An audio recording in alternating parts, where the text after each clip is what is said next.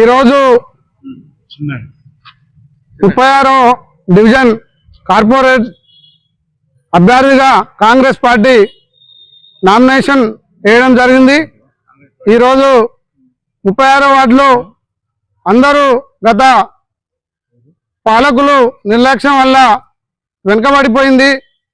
మీ ఈ రాకతో 36వ వార్డు అభివృద్ధి చెందుతుందని ప్రజలందరూ నాకు దీవెనలు ఇస్తున్నారు.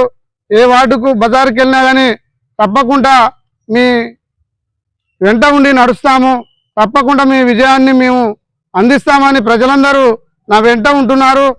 వారందరికీ 36 వార్డు తరఫున ప్రజలందరికీ నా యొక్క ధన్యవాదాలు తెలుపుతున్నాను. జై కాంగ్రెస్, జై కాంగ్రెస్, జై కాంగ్రెస్, జై జై కాంగ్రెస్, జై కాంగ్రెస్, జై జై కాంగ్రెస్.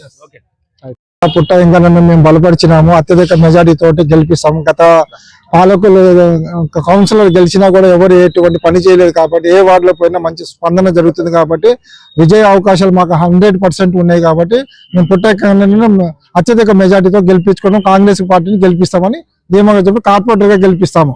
జై కాంగ్రెస్, జై కాంగ్రెస్.